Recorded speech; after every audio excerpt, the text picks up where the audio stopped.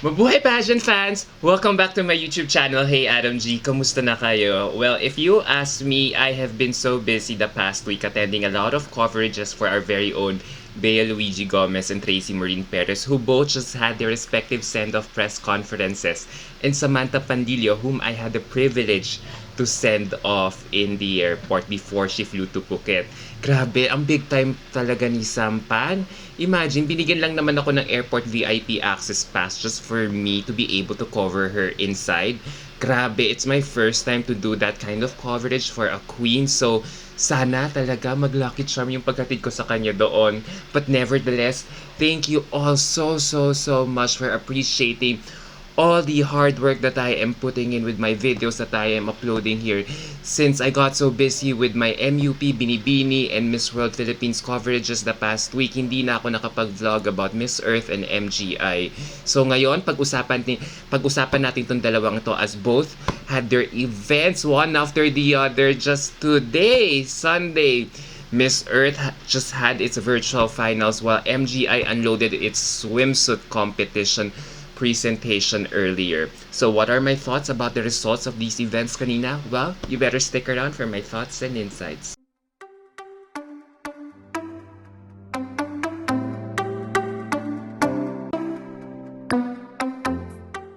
Who here is so happy about the Miss Earth virtual finals results a while ago? Yes?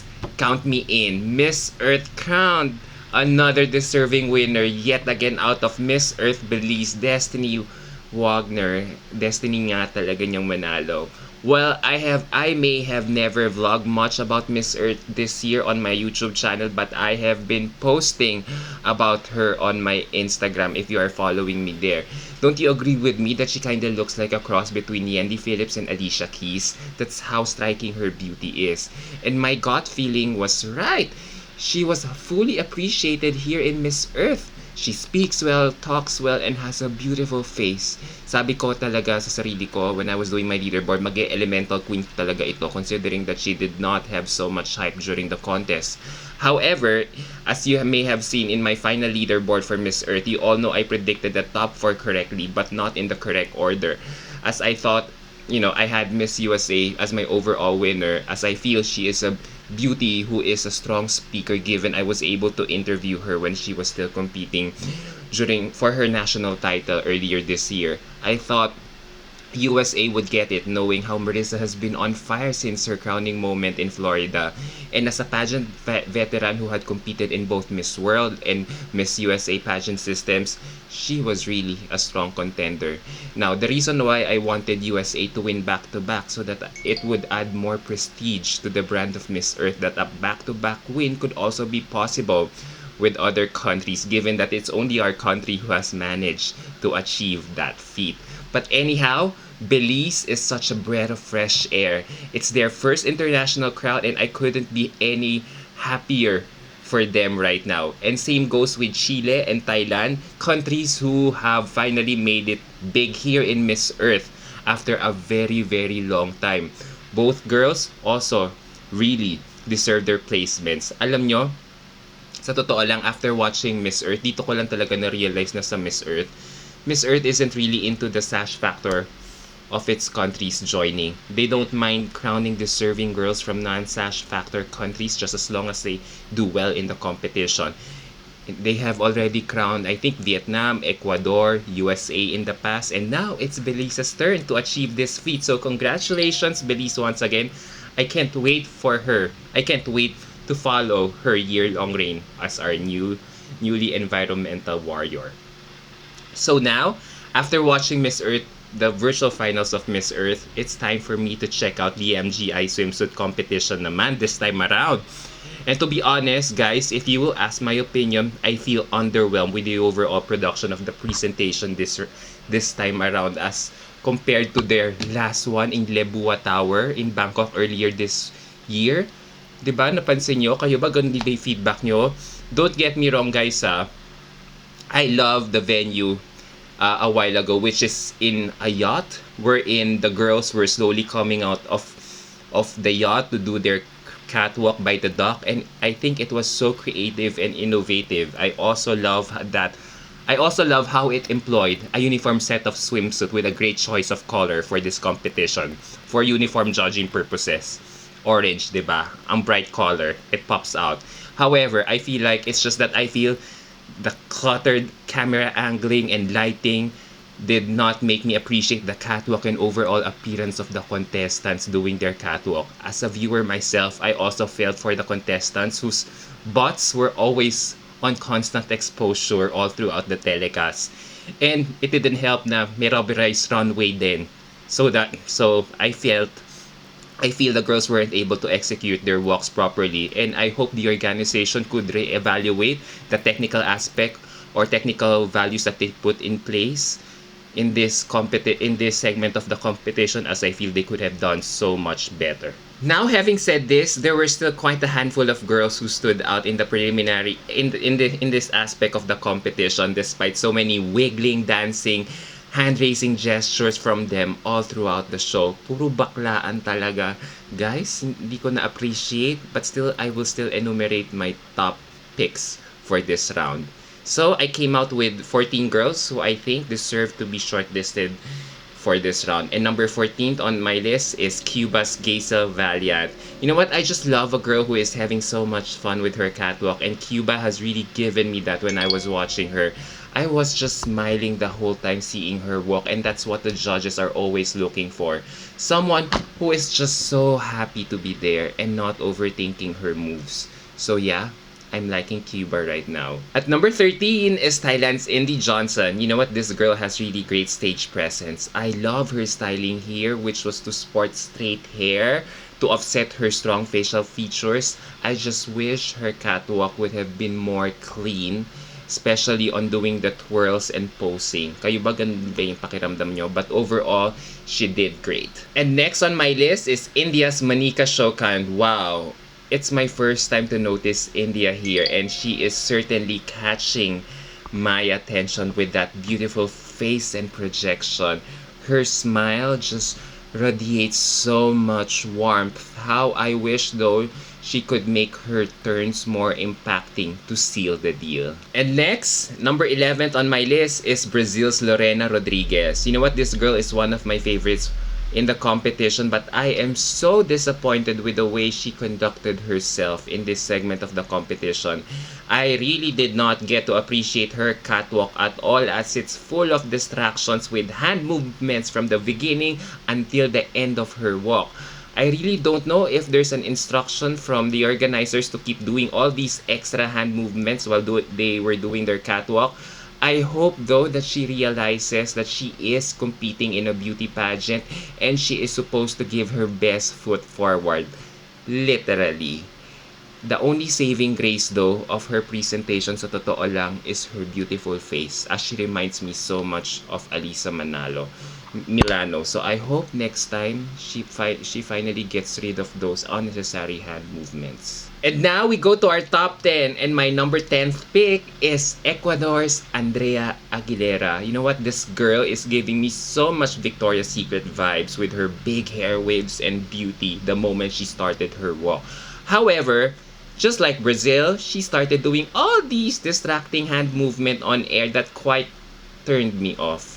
You know, don't get me wrong guys, I love her poses, but I hope she could keep it classy and clean next time. In my opinion, she doesn't need those unnecessary hand movement to stand out.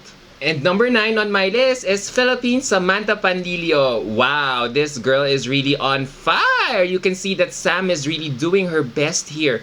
Much as I want to put her in a higher position in my list, I feel her walk, especially at the beginning, was quite awkward and not seamless as we would have wanted it to be. And na-extend na rin all the way till the end of her presentation. But you know what guys, when she does her glide and facial projections on camera, it's very fierce and smooth. Nevertheless, her execution here was way better than the rest. Sa totoo lang, it was classy and elegant, a trademark of a Binibining Pilipinas title holder. Number 8 on my list is Guatemala's Maria Jose Sasso. Wow, this girl has a great body and energy with her catwalk. You can see that this girl is having fun on stage. Those long strides are such a killer, and the catwalk, Her catwalk here is so clean. Hers is one of those that I really appreciated without the exaggerated hand and body movement. So this is why I am placing her high in my list. And number 7 on my list is Nigeria's Patience Christopher. Wow! This girl is one of the pleasant surprises of this event. She looks so imposing with her high pony styling and banging body which caught my attention right away. She was just so fierce and commanding. Like, girl, where did you come from? Ngayon na kita napansin. How I wish though she kept it clean without those hand movement again. Grabe. Parang sinabihan yata silang magganon-ganon. Ay, nako talaga. Ewan ko talaga sa mga organizers. Next on my list is Mauritius Naomi Buan. You know, just like Nigeria, she was one of those girls who pleasantly surprised me here. Great styling, huge stage presence, and above all, clean pasarela. In fact, at one point, she kinda reminded me so much of MJ Lastimosa when the latter competed in Binibining Pilipinas 2011. Yung first time na lumaban ni MJ sa Binibini. That S-line and curves were really quite protruding, and even if she was only wearing one piece, by far talaga, she's one of those girls who kept it classy and clean, so that's why I really got to appreciate her here. And now we go to Costa Rica's Adriana Moya. You know what? I am so happy that this woman is back in pageantry after almost winning Miss Intercontinental during Karen Galman's time. Yup, you still remember her? She was Karen's first runner-up, and look at her now. Better, sexier, bolder, and hotter than ever. Ang Diyosa rin ng mukha, grabe! For her turn here, she just displayed the right amount of sexiness and fierceness considering her tag as a pageant veteran already. You know, dito talaga makikita mo that she let her walk and face do the talking here, which I really love so much. Her fellow Latinas talaga should really learn from her when it comes to doing a great catwalk. And now we go to my number 4th spot, and I'm giving it to Indonesia's Sofia Rogan. You know what? If there is one reason why I love to follow MGI this year, it's because of her. If you follow me on Instagram as well, you know how much I adore this girl to death, since I keep reposting her photos every now and then. She screams talaga so Miss Universe material for me with that beautiful face and aura which you can help but notice with her swimsuit presentation here as well. You know, she has this aura na very sweet and charming, and even though she knows that she is a front runner, she also maintained it classy and sweet and did not overdo her walk. If there is one minor critique lang that I have to say, I hope she controls her side hand movements. Shoulder movements when walking, as it's quite distracting. Nevertheless though, she really did great here. And now we go to my top 3, and number 3 on my list is Colombia's Mariana Hamiloco. Hands down, guys, my overall favorite to win the title as early as now. I mean, this girl is just giving me so much goosies every time she comes out with that beautiful, delicate face and kind demeanor, which reminded me so much of Olivia Cupo back in 2012. And for her turn here, I love how she captivated us with her beautiful, slender body and great catwalk. And as someone who comes from a powerhouse nation, I am glad that she also did not overdo it. She just radiated so much warmth and joy with her walk here. She's very confident and very engaging with the camera. I really love her to death. And my runner-up position goes to South Africa's John Van Dam. You know what? I am really stunned by this woman. I can't believe that finally a South African woman is doing well in this competition. You know what? This girl really reminds me so much of Demi Laynell Peters with her vibe and beauty. And as for her catwalk, she also did not exaggerate it. She did it just flawlessly with her lovely turns and smile. And the way she was styled here super perfect talaga. Parang Victoria's Secret din. Ang ganda ng rehistro niya on camera. 'Di ba? For me, in this round, she really exceeded all my expectations. So well done, South Africa. But my best performer of the day goes to, surprise! Dominican Republic, Stephanie Medina! Ay, mamacita! Dios mío, Marimar! This girl is hot to trot! Sa totoo lang, guys, when this girl came out, I was totally stunned. She really commanded the right moves, stare at the camera, energy as she did her catwalk. She was also very confident with her walk, especially with those long strides and hip movement that I was left wanting for more. That's how impactful she was for me. So definitely, you can quote me on this. She gave the best performance of the night. So guys, I guess it's safe to say that one of these 14 girls that I mentioned in my list will be the next MGI winner. Don't you think so? There you go guys. What do you think about my top 14 list for this edition swimsuit competition? Does it match yours? Well, let me know your thoughts down below to see if I missed someone or tama ba tong listahan ko or if my list is on point. Alright guys, until my next video. Bye!